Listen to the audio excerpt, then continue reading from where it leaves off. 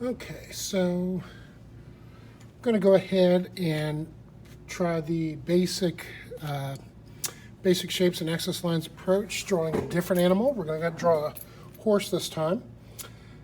And still the same thing though. This is a little more complex than that bird we just drew. But the principles are the same. We're still going to follow the steps of drawing axis lines, sketching the basic shapes, refining, and then adding texture, shadows, and details. So the first step, I'm going to do the axis lines. When I find the axis line, I want to look basically through the middle of a shape. I can hold my pencil up to kind of estimate where it is. So I'm going to draw a line through what would be the middle of the body. I'm going to look, I see the angle of this neck here. So I'm going to draw a line to represent the angle of that neck, the angle of that head. And again, this doesn't have to be perfect, and the point of this, angle of the leg here, the different pieces of it, what I'm doing is I'm making a stick figure pretty much. I'm giving myself a skeleton on which I can build things. Remember, you can pause your video as you follow along here. Do the angle of maybe down through the center of this leg and then back, and then it comes forward. And you're going to have to, really slow down and look. Angle coming back here and there for that tail. So it takes looking. Drawing is looking, and you might not be used to it, but that's how we do things. So now I've got basically a skeleton to work with here. With the axis lines, and now I'm going to build the basic shapes. And I see there's some different components. I'm going to kind of treat this whole area here as a big oval. Goes back about 2/3 of the way. Here I've got kind of a big oval shape, almost a teardrop shape. Excuse me. Here I've got kind of almost like a triangle shape that's rounded on the ends. So I'm looking for these shapes. Here I've got kind of a triangle shape that's a little bit flatter on the end. Here I've got kind of a teardrop or ice cream cone shape that's rounded on the end instead of pointed. So I get these big structures. I'm working from general to specific. Starting with general shapes, and I get more specific the more I evolve it. Here I see kind of a tapering rectangle almost. Here I see kind of a rectangle. Here another rectangle. And again, you can pause this video. I don't expect you to draw at the same speed that I am, but look for the shapes of things. Over here, again, pretty much kind of a rectangle. Pay attention to the angle that's coming down. I notice the bottom of this hoof is lower than this, so I might want to kind of make sure that that extends down to where it should be. Another little secret talking about elements of design. Again, I'm using lines to make shapes and shapes to make pictures, but talking about space, one way you can get your drawings more accurate is to not just draw the thing, but to pay attention to the shapes of the negative space. This area between the horse's legs is negative space. So if I come back and look in there and pay attention to that negative space and draw that intentionally, that can help me get things in the right spot. Same with over here with the legs.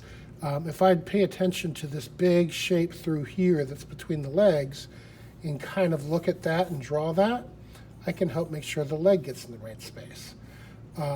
It's just kind of a mental shift, kind of like when you see some of those memes online where can you see the dog or the clown, and you just kind of have to shift your perspective to look at positive and negative space. Here's kind of, again, another little maybe tapering rectangle. Tapering meaning starts off wider at one end, a little thinner on the other. Another little rectangle. Another kind of almost a curving rectangle coming down here. There's a triangle shape in that negative space. If I draw that triangle shape, I can kind of get this placed more accurately. I've got this.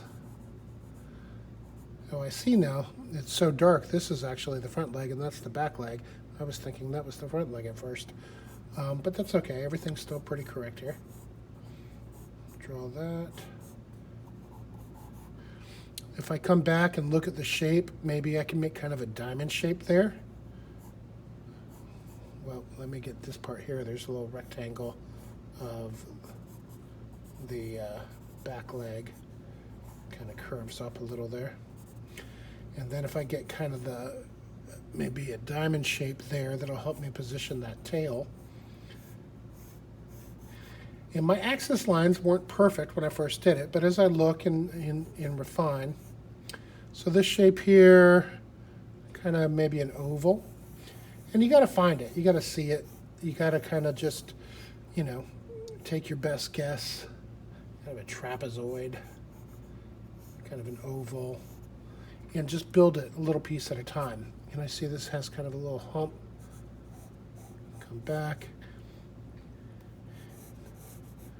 Now here, now the mane, what kind of shape is that mane? Maybe kind of almost like a leaf shape in the core part with some triangles coming off of it. So you got to think about it. You got to look. You got to find those shapes. That ear shape, kind of, yeah, kind of like a rectangle with, instead of the edge being out here, it kind of tapers in here. Kind of a triangle shape over here. And again, I'm drawing lightly. I see restating. I noticed I initially made the shape. It's probably a little bit shorter than I initially had it.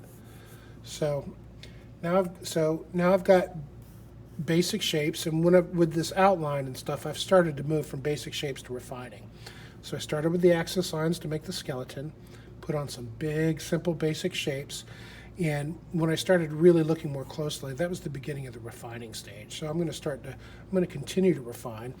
And when you refine, I'm using my whole arm when I initially sketch. When I'm refining, I can slow down a little bit and use maybe more just my hand than my whole arm, because I'm taking the time to really look and get things that much more accurate. And as I've mentioned before, you really want to constantly look at your reference, constantly look at that. Train your brain to spend more time looking at that than looking at the page. You should only look back at the page to make sure your hand's in the right spot, but you should really be studying that reference. I see the shadow shape here is kind of a curving triangle shape. Might get some of that. That comes in there. See, maybe that should have come forward a little bit more. So as I refine, and notice again, I haven't erased anything. Nothing's been erased yet. See, that comes down a little bit more. It comes up a little bit more, comes down. So, and as I refine, I go ahead and use my darker lines. I see kind of a big shadow shape. If you see large, clear shadow shapes, go ahead and draw them. Light and shadow is really what makes a drawing look good and make things look more realistic too. Kind of an oval here at the bottom of the hoof. Light and shadow is a big part of art.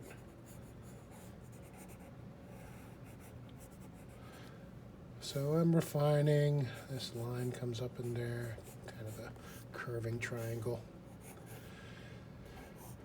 So where's the eye? Try to kind of look. I can even measure with my pencil and kind of look about how far down and how far over should that eye be. Simple little curving line in a circle. The nostril there, big nostril, basically just a circle. A line coming in for the mouth. And so I've got this mostly refined here. So now at this point, I'm going to look for the major shadow shapes, and I'll come in and again, where I do these parallel lines to kind of shade in and fill shadow shape areas. This is called hatching. It's not the only way that you can shade in or fill in a sketch, but it's a very common one and it works pretty well. So these darker areas, I'm just kind of hatching and coming in. And putting in lights and darks is what starts to create the illusion of form. Form also being one of our elements of design. I can create the illusion of form. Form means that illusion of 3 dimensions. A real form, a physical form, could be a sculpture or some ceramic piece. But when we're drawing, and we can create the illusion of form by including light and dark areas, shadows and highlights. That's what really helps create that illusion of form. So as I go through here, shadows have their own shapes as well. I'm not just randomly, okay, this whole thing's dark, so I'm just going to randomly make a bunch of dark. I'm looking at the specific shadow shapes here. So I'll come in. And again, with a sketch, it doesn't have to be perfect. It doesn't have to be supremely accurate. It should be somewhat accurate, mostly accurate, but not perfectly, carefully, fine, detailed, finished rendering accurate. Again, little hatching lines, these parallel lines here. Might come in and do that on the main too. Notice the direction I go. It almost doesn't really matter if you're just filling in a big block. The ears are darker.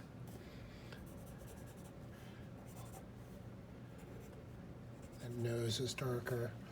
So, and there's a lot of other little highlights and stuff that I could continue to develop, but this is a decent sketch. It's got, you know, most of the form of this horse articulated. And it's kind of enough to work with.